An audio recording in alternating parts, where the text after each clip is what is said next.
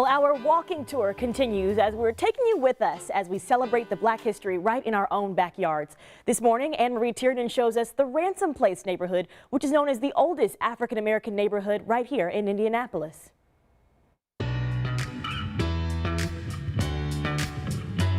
What's up, Ann? We're here in Ransom Place. Yeah, this is such a great location. I come by here all the time, but never come down these streets. Yeah, so these streets right here filled with Black homes, Black businesses, Black people. This was a thriving neighborhood named after Freeman Ransom. He was Madam C.J. Walker's attorney. He lived in the neighborhood, and they named the whole entire neighborhood after him. This is 1946, okay? It shows where African Americans are living in Indianapolis, okay? It was prepared by the city. And so one area that we talked about earlier was Martindale by Douglas Park, but this big concentration of African Americans right along Indiana Avenue, and this neighborhood in particular, so Ransom Place is a part of that. So you have a big Black population living around here, coming to this neighborhood and really benefiting from the neighborhood being here.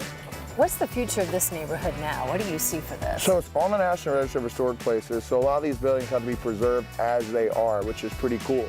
And so hopefully people will start to invest in it, start to love it, start to respect it, and for all the history that's here, and then maybe be a place that more people will come to and check out. A lot of these homes were built, the people who lived in them built them. A lot of sweat equity here, and so I'm glad that those homes will stay. We can see those and see the resiliency of the community that was here and built their own homes to live in. Really didn't really have too many options to live outside of this area. And so I draw inspiration from those people just when I'm walking. The same people on the same sidewalks, on the same streets, laid a lot of groundwork for us here in Indianapolis.